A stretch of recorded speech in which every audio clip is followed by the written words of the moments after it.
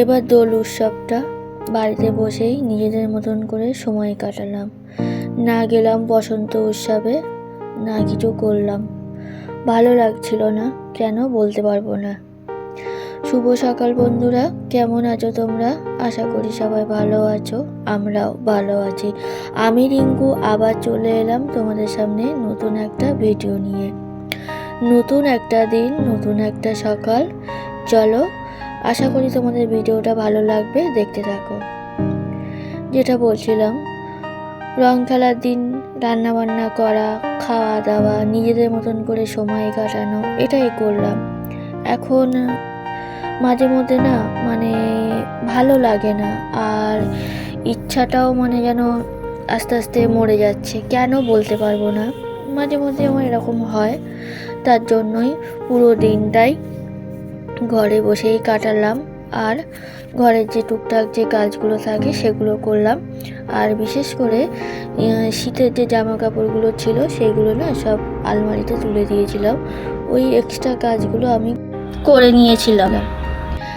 চলো, চা তো খাওয়া হয়ে গেছে। আর এদিকে রান্নাঘরে ফ্রিজটা আনার থেকে না রান্নাঘরে যে এত ময়লা পড়ছে ফ্রিজটার গায়ে, কি বলবো।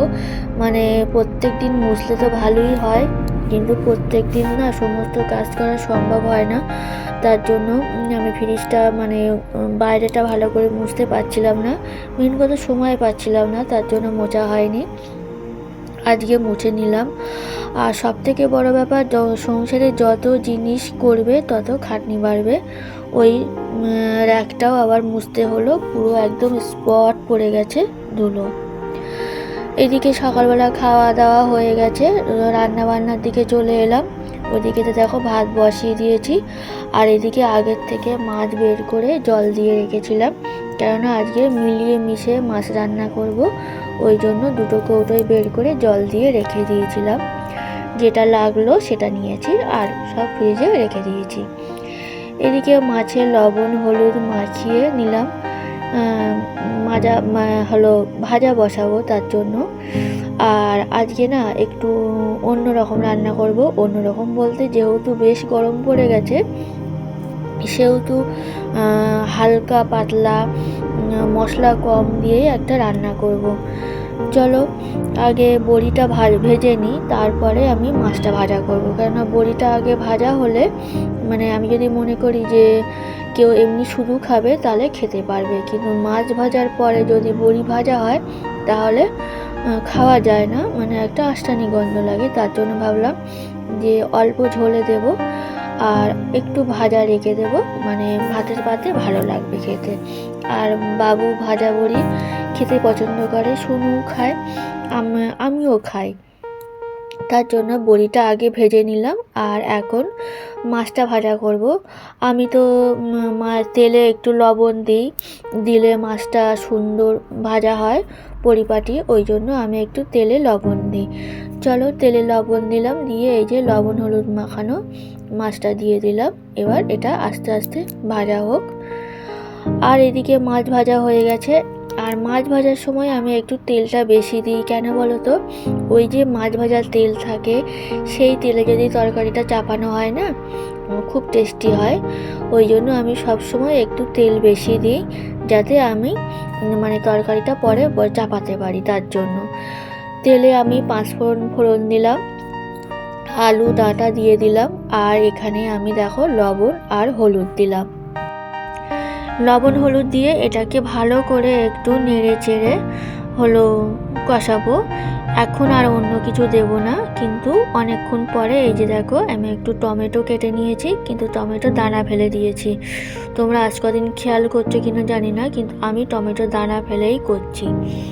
আর একটা মশলা দিলাম, আদা আর কাঁচা লঙ্কা বেটে রেখেছি ফ্রিজে, সেটাই দিলাম এর মধ্যে আপাতত। আর এখন কিছুই দেব না, এটাকে আবার ভালো করে একটু কষাবো। তারপরে ওই যে মাছ ভাজা করেছিলাম, ওই কড়াইতে একটু তেল লেগেছিল, ওই জন্য ওতে জল দিয়ে জলটা গরম করে দিয়ে দিলাম ঝোলের জন্য। আর আজকে একটু ঝোল বেশি করছি, কেন বলো তো, এটা হালকা হালকা ঝোল খেতে ভালো লাগে, তার জন্য জলটা বেশি পরিমাণে দিয়েছি। আর দিলাম একটু জিরের গুঁড়ো আর ধনের গুঁড়ো, আর কিছু না দিয়ে জাস্ট ঢেকে দিলাম। ওটা আলু আর ডাঁটাটা হালকা সিদ্ধ হোক।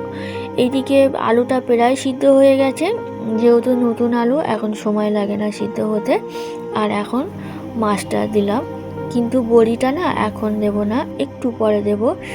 এই যে নামানোর একটু আগে দিচ্ছি, বড়িটা বেশি মানে আগের থেকে দিলে না বড়িটা ভেঙে যাচ্ছে, তার জন্য বড়িটা এই লাস্টে দিলাম।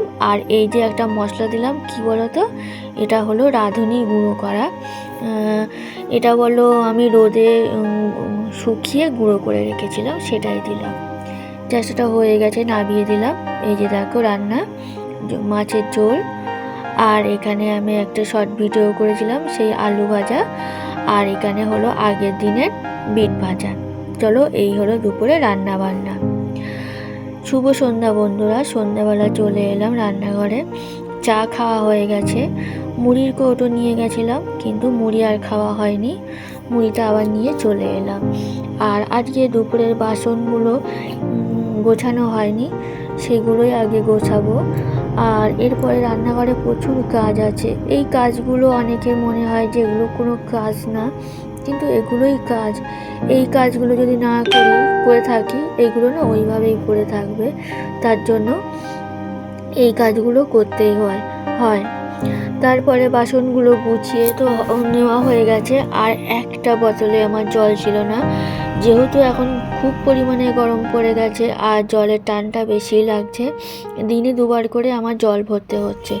সকালবেলা একবার ভরেছিলাম, জল খাওয়া হয়ে গেছে। আর এই আবার রাতের বেলা একবার জল ভরতে চলে আসলাম। জলটা ভরার পরে টুকটাক যে কাজগুলো থাকে সেগুলো না রাতে করে রাখলে অনেকটা সুবিধা হয়। যেমন এই যে কোনো মশলা যদি বাটতে হয় সেগুলো বেটে রাখা, বা কি বলবো, তেলের বোতলগুলো যদি খালি থাকে সেগুলো তেল ঢেলে ভরে রাখা, এগুলো করে রাখলে কি বলতো, পরের দিন সকালবেলা না অত হাঁপাহাঁপি করতে হয় না, আর অনেকটা রিল্যাক্সে না কাজগুলো করা যায়। আর এদিকে দুপুরে রান্নার সময় আমার তেলটা ফুরিয়ে গেছিলো, মানে যেটুকুনি ছিল সেটুকুনি রান্না করেছিলাম, কিন্তু ভাবলাম যে এখন আর ঢালবো না, রাতের বেলায় ঢালবো। এই যে এখন ঢালছি, ওতে খানিকটা রেখে দিয়েছি, আর এই বোতলটায় খানিকটা ঢেলে রেখে দিচ্ছি। দুটোই অল্প অল্প করে ঢেলে রেখে দিলাম। চলো, এটা আর যেটুকুনি আছে সেটা উপরে করে দিলাম, হতে থাক। এইদিকে শুনুর খিদে পেয়েছে, তাহলে ভাবলাম কি করব, একটু ময়দা নিলাম আর একটু কাঁচা লঙ্কা আর একটু লবণ ভালো করে মেখে একটু গোলা রুটি করছি ওর জন্য। ও বলছিল যে না করতে হবে না, আমি তবুও বললাম যে না করি, এক্ষুনি হয়ে যাবে। আর এটা না সময় লাগে না, আর আমাদের তো মিষ্টি দিলে কেউ খায় না, তার জন্য আমি মিষ্টি দিইনি, ওই জন্য একটু ঝাল ঝাল করেছি। ও এর মধ্যে একটু মরিচ গুঁড়ো, লঙ্কা আর লবণ এই দিয়েছি। ওটা তো শুনুকে করে দিলাম। আর এদিকে অল্প ছোলা ভেজানো ছিল, তা আমি ভাবলাম যে একটু ছোলা দিয়ে মুড়ি খাই, আমার না খুব ভালো লাগে ছোলা দিয়ে মুড়ি খেতে, তার জন্য ওকে ওই দিলাম। আর আমি অল্প একটু মুড়ি নিলাম, নিয়ে এটাকে মাখিয়ে এখন খাবো। এর মধ্যে আর কোনো কিছুই দেবো না, জাস্ট মুড়ি নিলাম আর একটু ছোলা নিলাম, নিয়ে খেয়ে নিলাম। রাত বেশ এখন অনেকটাই হয়েছে, রাতের খাবার দেওয়ার জন্য চলে এলাম রান্নাঘরে। আর এখনই মা ফোন করলো, মানে বাড়ির থেকে ফোন আসলো, মায়ের কুকুরে কামড়িয়েছে।